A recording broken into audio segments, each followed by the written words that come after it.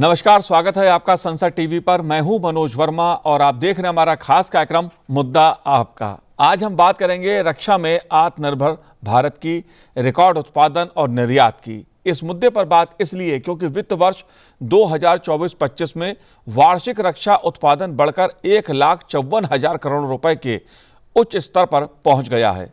रक्षा उत्पाद के क्षेत्र में भारत का अब तक का ये रिकॉर्ड उत्पादन है।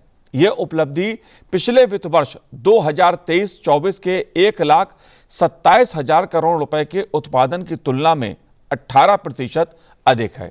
भारत का रक्षा निर्यात वित्त वर्ष 2024-25 में रिकॉर्ड 23,622 करोड़ रुपए तक पहुंच गया। यह मुद्दा सिर्फ आंकड़ों का नहीं है, बल्कि यह भारत की बदलती साख और देश के भीतर पैदा हो रहे रोजगार के नए अवसरों की कहानी भी है। दरअसल ये उपलब्धि प्रधानमंत्री नरेंद्र मोदी की आत्मनिर्भर भारत नीति और रक्षा क्षेत्र में आत्मनिर्भरता को बढ़ावा देने वाली सशक्त नीति का परिणाम मानी जा रही है। इसलिए मुद्दा आपका में आज हम बात रक्षा के क्षेत्र में रिकॉर्ड उत्पादन और निर्यात की चर्चा करेंगे। चर्चा करने के लिए दो खास मेहमान मेरे साथ जुड़े हुए हैं। SIDM के अध्यक्ष राजेंद्र सिंह भाटिया जी हमारे साथ जुड़े हैं। राजेंद्र जी, आपका स्वागत है संसद टीवी पर। साथ ही हम बात करेंगे सेवानिवृत्त मेजर जनरल अश्वनी कुमार सिवाच जी से। अश्वनी जी, आपका भी स्वागत है संसद टीवी पर। अश्वनी जी, शुरुआत आपसे ही करता हूं क्योंकि मुद्दा वित्त वर्ष 2024-25 में भारत का रक्षा उत्पादन का है। एक नया रिकॉर्ड बनाया है भारत ने। आप कैसे देखते हैं जो तस्वीर उभर के सामने आई है रक्षा के क्षेत्र में उत्पादन और निर्यात की?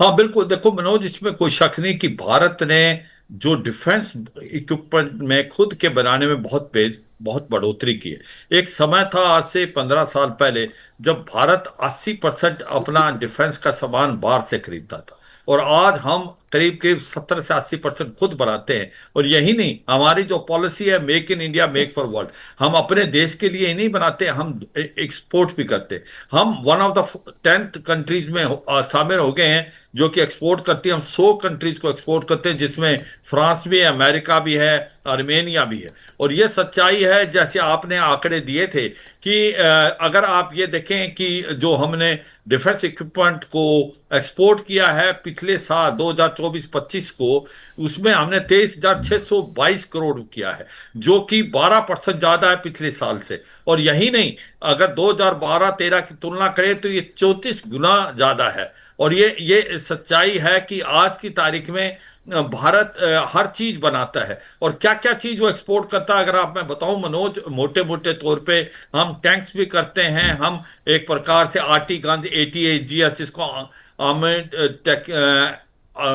गन पोजिशन सिस्टम कहते हैं, एडवांस टोड गन सिस्टम, वो हमने किया है। उसके बाद हमने ALH किया है। LCA की डिमांड बहुत बढ़ती जा रही है, तेजस की। इसके बाद हमारी ब्रह्मोस मिसाइल बहुत ही काबिल है। आकाश जो हमारी सरफेस टू एयर मिसाइल, नाग जो एंटी टैंक मिसाइल वो है, नेवी की जो नेवल शिप्स हैं, नेवल वेसल्स हैं, नेवल पेट्रोल बोट्स हैं, उनकी बहुत डिमांड आई है। और इसी प्रकार से आप देखें हमारे जो टैंक्स हैं उसकी भी डिमांड बढ़ती जा रही। तो ओवरऑल भारत जो डिफेंस प्रोडक्शन भी बहुत ज्यादा कर रहा है, उससे क्या होता है, देश के अंदर एक बढ़ोतरी होती है, इकोनॉमिक डेवलपमेंट में बहुत आता है, उसमें एम्प्लॉयमेंट बढ़ती है। मुझे लगता है जो मोदी गवर्नमेंट की ये एक बढ़ोतरी है कि जो 12 साल के अंदर इन्होंने डिफेंस इक्विपमेंट को खुद बनाना स्टार्ट किया और ऐसा काबिले तारीफ काम किया कि हम आज एक्सपोर्ट करने लगे।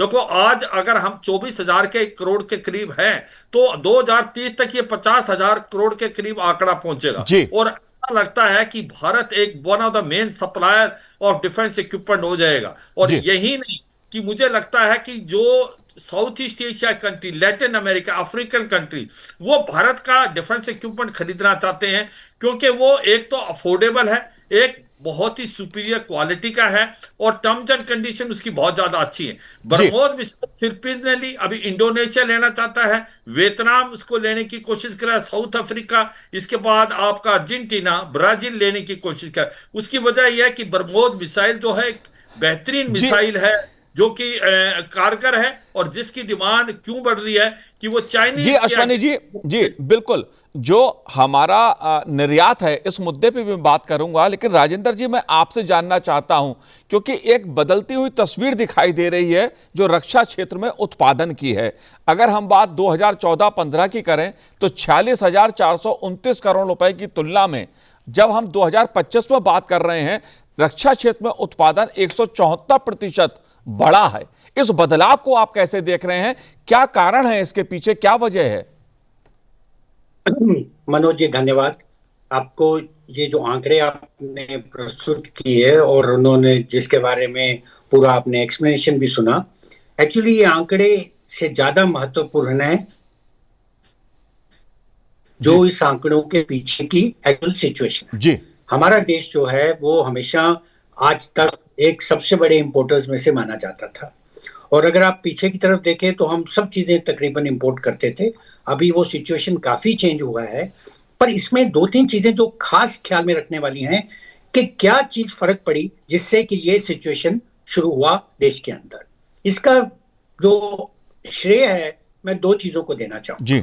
पहला तो ये था कि कुछ ऐसे रिफॉर्म्स लाए गए, कुछ ऐसे चीजों में चेंज किया गया जिन्होंने कि इस मार्केट का सेंटिमेंट ही चेंज किया। जी सबसे बड़ी बात थी जो 2016 का जब एक्विजिशन प्रोसीजर डिक्लेयर किया गया, तो उसमें जो indigenously design developed manufactured item थी उनको नंबर 1 पे प्लेस किया गया। जी तो आपको पहले भारत में चीजों को प्रोड्यूस करने की प्रेफरेंस दी गई फॉरेन बाय के बदले में।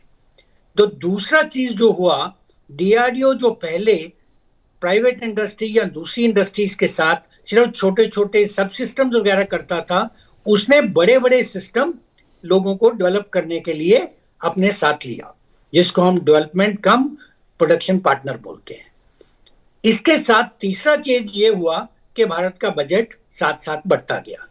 आपको अगर मैं आंकड़ा दूं तो लास्ट 23 साल में 9% ग्रोथ है ईयर ऑन ईयर बजट की।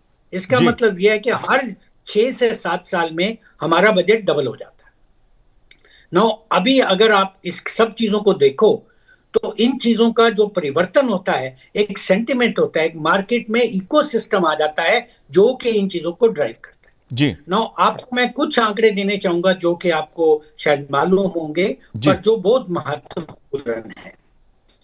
सबसे बड़ा आंकड़ा यह है कि आज जो आपने प्रोडक्शन दिया है 1,54,000 करोड़, उसमें से 25% प्रोडक्शन जो है वो प्राइवेट सेक्टर का है।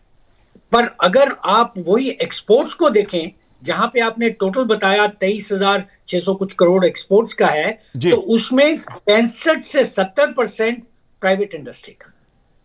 और आपको मैं ये बात कहने में बड़ी खुशी होगी और ये बताने के लिए कि मेरी अपनी कंपनी, मैं अध्यक्ष हूँ एसआईडीएम का, पर मेरी अपनी कंपनी जो कि कल्याणी ग्रुप है, सबसे बड़ी एक्सपोर्टर है इंडिया में आज के दिन में।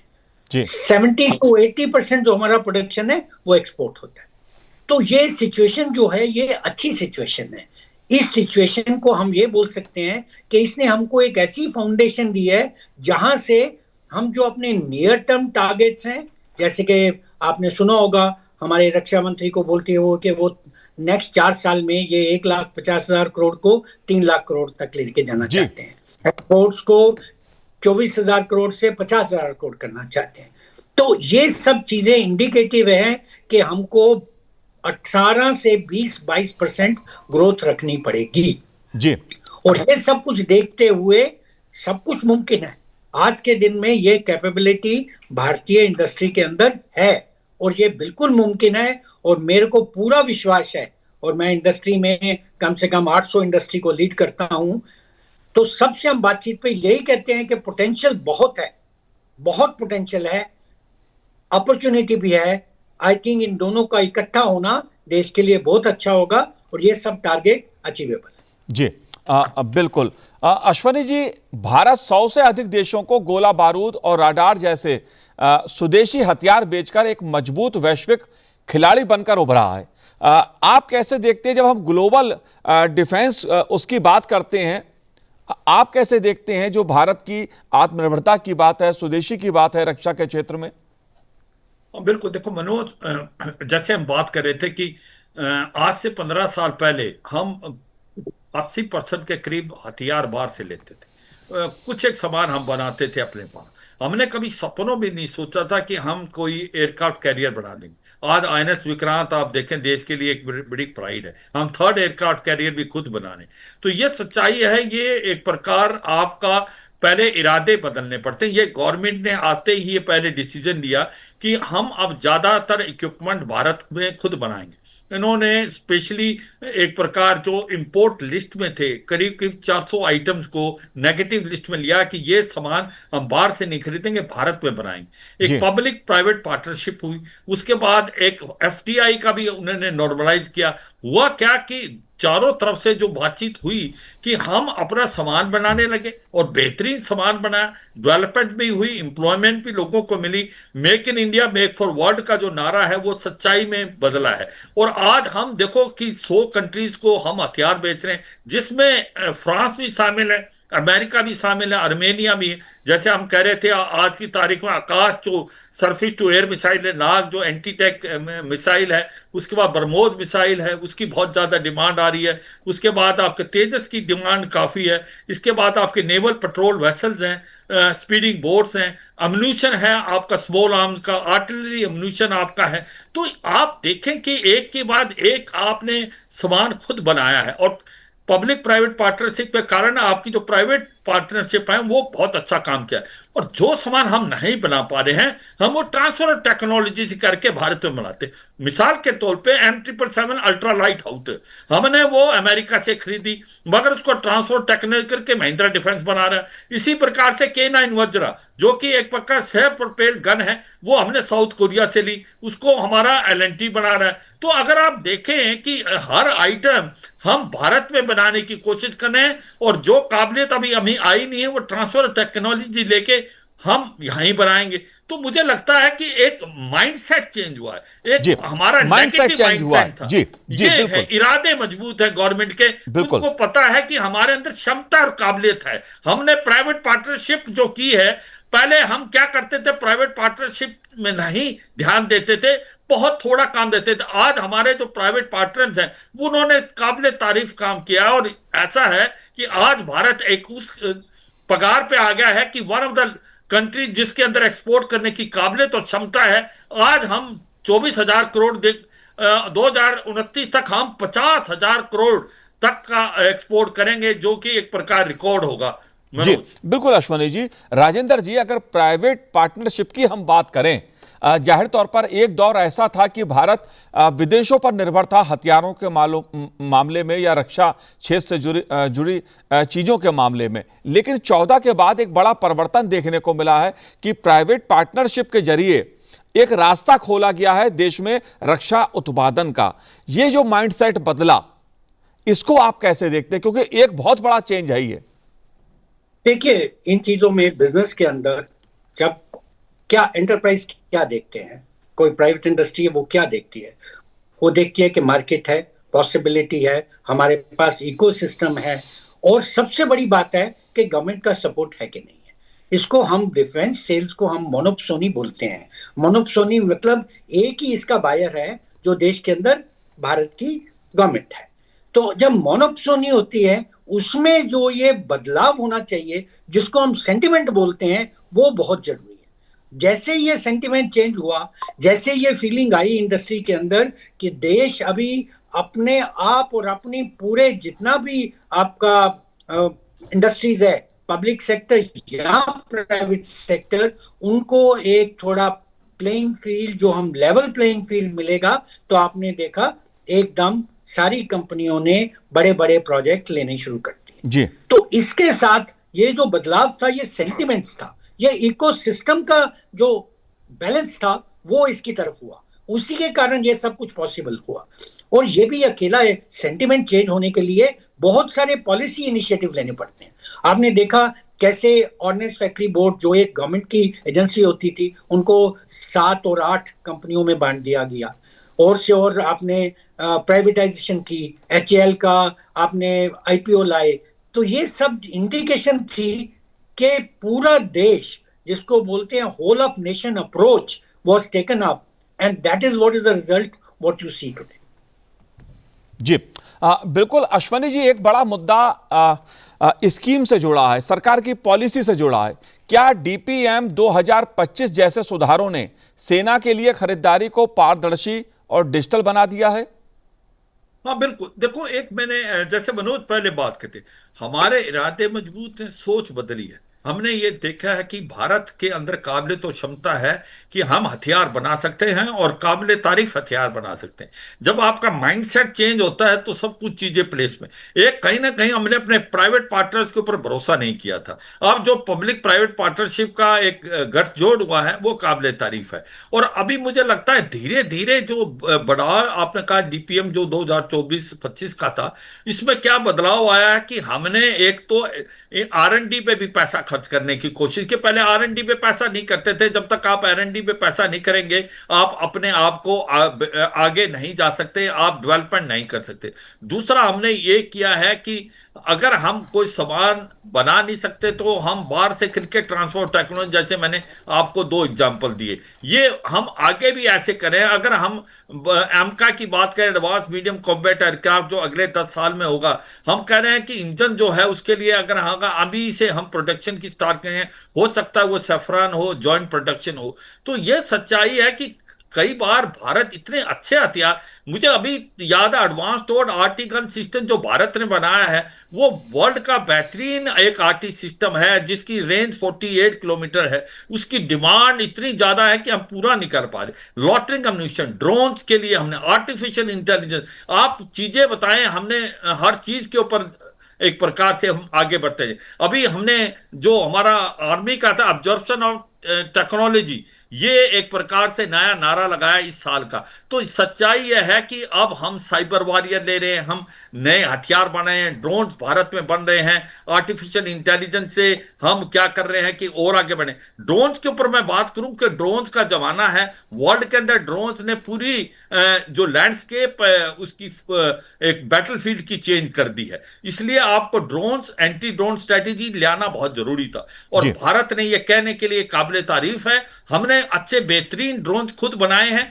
और हमने एंटी ड्रोन स्ट्रेटेजी भी प्राप्त कर ली है। तो ये मुझे लगता है गेम चेंजर होगा, फोर्स मल्टीप्लायर होगा। जिस प्रकार से आत्मनिर्भर भारत और मेक इन इंडिया भारत में बहुत काबिल तारीफ है, इसी प्रकार जो नए हथियार हम बना रहे हैं वो वर्ल्ड क्लास है। जैसे ड्रोन बताया, लॉटरिंग अम्यूनिशन बताया, हम मिसाइल की तरफ जा रहे हैं। हम अपने, अगर आप देखें, हम जितने भी हमारे शिप्स हैं वो सारी खुद बना रहे हैं। अब हम सबमरीन खुद बना रहे हैं, एयरक्राफ्ट कैरियर खुद बना रहे हैं, हम जो अपना एयरक्राफ्ट खुद बना रहे हैं। हाँ, मैं मानता हूं इंजन जो है वो अभी भी हमने अमेरिका से लिया है, G404 और G414 लेंगे, मगर वो भी आने वाले टाइम में भारत खुद बनाएगा। तो ये देखें कि भारत का एक सोच बदली है, इरादे बदले हैं। हमने अपना प्रोसीजर को रिफाइन किया है, उसको आसान बनाया है। इसमें जो डिफेंस में FDI है उसको 74% कर दिया कि फॉरेन प्लेयर्स आए, इन्वेस्ट करें भारत में। तो मुझे लगता है ये होलसम अप्रोच जो भारत गवर्नमेंट की है उसने सारा बदलाव किया। आज भारत को खुद पे भरोसा है कि हम बना सकते हैं और भारत वर्ल्ड के लिए बना सकता है। जाहिर सी बात है, रक्षा उत्पादन को लेकर एक सरकार की नीति में बहुत बड़ा परिवर्तन देखने को मिला है। 14 से पहले जहां प्राइवेट पार्टनरशिप पर थोड़ी हिचक दिखती थी, वहीं 14 के बाद सरकार ने प्राइवेट सेक्टर को खास तौर से रक्षा उत्पादन के लिए एक तरह से खुलकर समर्थन दिया है, पूरा सपोर्ट किया है। राजेंद्र जी, अगर मैं आपसे जानना चाहूं, उत्तर प्रदेश और तमिलनाडु में जो डिफेंस कॉरिडोर बने हैं, जिन पे काम चल रहा है, निवेश की बात हो या रोजगार की बात या व्यापार की, आप डिफेंस कॉरिडोर पॉलिसी को कैसे देखते हैं? देखिए, जब कभी डिफेंस का इंडस्ट्रियल कॉम्प्लेक्स बनता है तो ये बहुत इंटरेस्टिंग बात होती है कि डिफेंस इंडस्ट्रियल कॉम्प्लेक्स एक बड़ा इंटरेस्टिंग सिचुएशन होता है जिसमें टियराइज्ड इंडस्ट्रीज आती हैं। सबसे ऊपर एक OEM आएगा या ओरिजिनल इक्विपमेंट मैन्युफैक्चरर होगा, उसके नीचे Tier 1 होगा, Tier 2 होंगे, Tier 3 होंगे, जो MSMEs होंगे, स्मॉल कंपनीज होंगी और स्टार्टअप्स होंगे।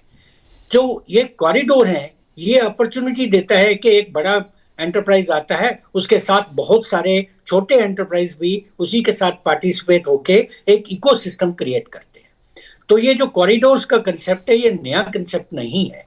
ये कंसेप्ट ये है कि अगर आप कुछ एरिया ढूंढें, उसके अंदर बड़े इक्विपमेंट मैन्युफैक्चरर्स को लाएं, तो वो अपने टीयराइज स्ट्रक्चर 1 2 3 सबको लेके आएंगे और उसके साथ एक इकोसिस्टम डेवलप हो जाएगा। जी ये सब करने के लिए 2 कॉरिडोर इंडिया में सिलेक्ट किए गए। एक तो आपको मालूम है दक्षिण में जो चेन्नई वाला कॉरिडोर था, और दूसरा यूपी का कॉरिडोर है। जी सब कॉरिडोर्स डेवलप करने के लिए बहुत सारी चीजों की रिक्वायरमेंट होती है, बहुत सारे बेनिफिट्स दिए जा रहे हैं, बट आई थिंक जो डेवलपमेंट हो रही है वो अभी भी स्लो एंड स्टडी है, उसको फास्टर पेस पे डालना पड़ेगा। और सबसे इंपॉर्टेंट चीज ये होती है कि कितनी टेस्टिंग फैसिलिटीज अवेलेबल हैं, क्योंकि डिफेंस इक्विपमेंट को टेस्टिंग इंफ्रास्ट्रक्चर बहुत ज्यादा चाहिए होता है। तो ये सब डिस्कशन एसआईडीएम गवर्नमेंट के साथ, कॉरिडोर्स के साथ रेगुलरली करता है कि क्या क्या इंफ्रास्ट्रक्चर क्रिएट किया जाए ताकि हम ज्यादा से ज्यादा इंडस्ट्रीज को वहां पे अट्रैक्ट कर सके। पर सबसे बड़ा मुद्दा जो आपने डिस्कशन में मनोज जी बातचीत कर रहे थे, जो मैं जी 1 मिनट लाके आपको जी बताना चाहूंगा, वो है रिसर्च एंड डेवलपमेंट का। जी नाउ रिसर्च एंड डेवलपमेंट के लिए एक इतना बढ़िया इंडिया ने स्कीम लाया था जो कि आईडेक्स बोलते थे। अगर आप देखेंगे तो आईडेक्स के अंदर आज के दिन में 9,000 स्टार्टअप भारत के जो डिफेंस सिस्टम में है उसके अंदर रजिस्टर्ड है। उसमें से 1500 स्टार्टअप ऐसे हैं जो आज प्रोडक्शन एक्टिविटी में आ चुके हैं। इसने एक बहुत मेजर चेंज लाई है रिसर्च एंड डेवलपमेंट में। आपने बात सुनी यूएवीज की, जी ड्रोन्स की, काउंटर ड्रोन्स की, ये सब इस इनिशिएटिव में से निकल के उठ के आ रहे हैं। तो ये एक बहुत ही अच्छा इनिशिएटिव है जिसने इंडिया का स्टार्टअप इकोसिस्टम को इतना बूस्ट दिया है, और ये इकोसिस्टम ही है जो ब्रेक थ्रू टेक्नोलॉजी लाता है जो कल के वेपन सिस्टम में लगाई जाएगी। जी जाहिर तौर पर जिस तरह से दुनिया में टेक्नोलॉजी बदल रही है, लड़ाई का, युद्ध का स्वरूप भी बदल रहा है। टेक्नोलॉजी की अगर हम बात करें अश्वनी जी, इस मुद्दे को आप कैसे देखते हैं? क्योंकि कहीं ना कहीं अगर हम रक्षा क्षेत्र में रिकॉर्ड उत्पादन की बात कर रहे हैं, ड्रोन की बात कर रहे हैं, तो जाहिर तौर पर टेक्नोलॉजी का उपयोग भी भारत में तेजी से बढ़ा है, और यह कहा जाता है कि आगे की भविष्य की जो लड़ाइयां हैं वो टेक्नोलॉजी पर ज़्यादा केंद्रित रहने वाली हैं। इस मुद्दे को आप कैसे देखते हैं? हाँ बिल्कुल, देखो मनोज, इसमें शक नहीं होना चाहिए कि लेटेस्ट टेक्नोलॉजी वर्ल्ड में कोई आपको नहीं देगा, आपको खुद डेवलप करनी। और ये भारत ने सीख लिया है। अगर लड़ाई होती है तो आपको, अगर आप दूसरों पे डिपेंडेंट हैं तो फिर आप लड़ाई जीत नहीं सकते। और ये भी हमने ऑपरेशन सिंदूर में भी देखा, ऑपरेशन विजय में देखा। क्योंकि आज हम हथियार भी बना रहे हैं, हम अपनी अम्यूनिशन भी खुद बना रहे हैं, आरटी का, स्मॉल आर्म का। हमारी टेक्नोलॉजी भी इतनी काबिल तारीफ हो गई है कि हम अब लेटेस्ट वेपन खुद बना सकते हैं, और उसके लिए हम आर&डी में पैसा खर्च करने लगे हैं, जो पहले माइंडसेट नहीं था। तो अगर आप देखें कि हर चीज को हम, ड्रोन्स की टेक्नोलॉजी देखें, लॉटरिंग अम्यूनिशन देखें, यूएवी देखें, तो ये टेक्नोलॉजी हमने अब्जॉर्ब की है। जब बात आती थी 2 कॉरिडोर की, जिसको हम नॉर्थ साउथ कॉरिडोर बोलते हैं, नॉर्थ में जो यूपी कॉरिडोर है, आप कहेंगे कि यूपी को क्यों सिलेक्ट किया गया? ये आप देखें 5 नोड्स हैं यूपी के अंदर, क्योंकि यहां पर कम्युनिकेशन का जाल बिछा है, इस गवर्नमेंट ने बिछाया है, वहां पर पानी है, उसके पास बिजली 24/7 है, और आप एक इतनी इंडस्ट्रीज बनाओ, एक दूसरे पे डिपेंडेंट हो, स्टार्टअप आए, तो मुझे लगता है काफी इंप्रूवमेंट हो। इसी प्रकार साउथ में, तमिलनाडु में चेन्नई से ये बाई शिप भी जा सकते हैं, वहां पर भी आप देखें जाल बिछा हुआ सड़कों का, बिजली अनइंटरप्टेड है, और ईज ऑफ वर्किंग के लिए उनको एक प्रकार, अगर आपने लाइसेंस देना है उसके अंदर रुकावट नहीं होनी चाहिए। ये सब कुछ करके मुझे लगता है ये गेम चेंजर सिद्ध हुई है दोनों के दोनों, ये जिस प्रकार से आप डिफेंस के कॉरिडोर बने। और यही नहीं, भारत चाहता है कि ये कॉरिडोर ईस्ट में भी बने, वेस्ट में भी बने। ये मुझे लगता है आने वाले टाइम में होगा। मुझे बड़ी खुशी के बात कहना पड़ा मनोज, हम राइट टारगेट की तरफ जा रहे हैं, हमारी सोच ठीक है, हमारे इरादे मजबूत हैं, और जिस प्रकार से हम डिफेंस इंडस्ट्री को बढ़ावा दे रहे हैं, जिस प्रकार से हम कभी 80% बाहर से इंपोर्ट करते थे, आज हम 80 से ज्यादा खुद बनाते हैं, और हमारा जो नारा है make in India, make for world, मुझे लगता है वो काबिल तारीफ, और उससे बड़ा इंपैक्ट हो रहा है। एक हमने पूरा इकोसिस्टम चेंज कर दिया, होल इंडिया अप्रोच की है कि सब मिलके करेंगे। इकोसिस्टम किस लिए है कि पब्लिक प्राइवेट पार्टनरशिप कर दी है, जहां पर टेक्नोलॉजी हम नहीं डेवलप जी करते थे उसको ट्रांसफर कर रहे हैं। तो आप पूरा इकोसिस्टम इतना अच्छा हो गया है जी कि आज की तारीख में हम ये सोचते हैं कि हम कुछ भी बनाते हैं। आप इसरो को देख लें, आप चंद्रयान की तरफ जी जा रहे हैं, हम कौन सी चीज है, हम मिसाइल में देखें, हम एक से एक अच्छी बेहतरीन मिसाइल है। जी ये अश्वनी अग्नि जी, मिसाइल बिल्कुल एक बड़ा बदलाव आया है रक्षा क्षेत्र में उत्पादन और निर्यात के मामले में। जाहिर तौर पे सरकार की पॉलिसी, सरकार की पहल जिस सरकार ने की है उसके चलते ही एक तस्वीर बदलती हुई दिखाई दे रही है। रक्षा, अगर मैं बजट की बात करूं तो जो बजट अब से 10 साल पहले, 11 साल पहले करीब 2.5 लाख करोड़ के आसपास होता था, वो अब बढ़कर 6 लाख करोड़ हो गया। डिफेंस का बजट बहुत बड़ा है। लेकिन आखिरी सवाल राजेंद्र जी मेरा आपसे है, हम चुनौतियों की बात करते हैं क्योंकि जाहिर तौर पे चुनौतियां भी हैं, आपकी अपेक्षाएं और क्या हैं? जो रक्षा का क्षेत्र है वो और क्या अपेक्षा करता है? सबसे बड़ी बात है कि अभी भी हमारा जो कैपेबिलिटी मैट्रिक्स है, जो टेक्नोलॉजी मैट्रिक्स है, उसमें वॉइड्स हैं। जब तक वो जो खामियां हैं वो भरी नहीं जाएंगी तब तक हम सेल्फ रिलायंट नहीं बन सकते। जी अगर आप देखिए, आपने अच्छी मिसाइल बनाई तो उसका सीकर सिस्टम भी होना चाहिए। अगर हमने अच्छा एयरक्राफ्ट बनाया तो इंजन भी हमारा होना चाहिए। अगर हमने एक शिप बनाया है तो उस शिप के अंदर जो गैस टरबाइन इंजन होती है वो भी हमारी होनी चाहिए। तो अभी हमको कंसंट्रेट करना है वो टेक्नोलॉजी के जो वॉइड्स हैं उनको कैसे फिल किया जा सके। जैसे आप देखिए, अभी भी हाई टेक्नोलॉजी एरियाज में कई जगह पे हमको इंपोर्ट पे डिपेंडेंट होना पड़ता है।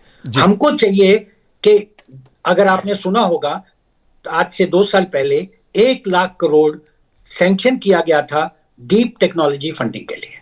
जी अभी आपने सुना एक एमका का प्रोजेक्ट शुरू किया गया है जिसमें आज प्राइवेट इंडस्ट्री भी है, पब्लिक भी है, कंबाइंड बहुत इनिशिएटिव दिखाया गया है इंडस्ट्री ने। उसी तरह हमको नेशनल लेवल एफर्ट चाहिए जो ये टेक्नोलॉजी के गैप्स हैं उनको फिल करने के लिए। जी आज आप सुनेंगे कि आप एयरक्राफ्ट तो बना पाएंगे पर अगर उसका इंजन नहीं है तो एयरक्राफ्ट तो कंप्लीट नहीं होगा ना। तो जब तक वो गैस टरबाइन की टेक्नोलॉजी हमारे पास नहीं आएगी तब तक हम कंप्लीट अपना जो आत्मनिर्भरता है वो कंप्लीट नहीं होगी। इन रुकावटों को दूर करने के लिए बहुत जरूरी है कि पूरा नेशन का एक मिशन मोड में जाके काम करना है। अगर आपने देखा होगा, जब जब भारत पे सैंक्शन लगी, जब जब भारत को टेक्नोलॉजी डिनाई की गई, हम लोगों ने इकट्ठा होके उसको, उस मुश्किल को पार किया। आपने न्यूक्लियर में देखिए, आप स्पेस में देखिए, यही काम हमको डिफेंस में करना पड़ेगा। जी बिल्कुल, और मेरे को पूरा विश्वास है कि हम जल्दी कर पाएंगे। जी और एक बड़ा बदलाव देखने को मिला है 2014 के बाद कि सरकार ने जो हमारा रक्षा क्षेत्र है उसका ना केवल बजट बढ़ाया है बल्कि रिसर्च और अनुसंधान जैसे जो मुद्दे हैं, टेक्नोलॉजी से जुड़े मुद्दे हैं, उसको भी काफ़ी प्रमोट किया है, बढ़ावा दिया है। इसलिए रक्षा के क्षेत्र में जो रिकॉर्ड उत्पादन है या निर्यात है, ये मुद्दा सिर्फ आंकड़ों का नहीं है बल्कि ये भारत की रक्षा के क्षेत्र में बदलती साख और देश के भीतर पैदा हो रहे रोजगार के नए अवसरों की कहानी भी है। आप दोनों ने संसद टीवी से बात की, बहुत बहुत शुक्रिया, बहुत बहुत धन्यवाद हमसे बात करने के लिए। तो आज इस कार्यक्रम में इतना ही, मुझे दीजिए आज्ञा, नमस्कार।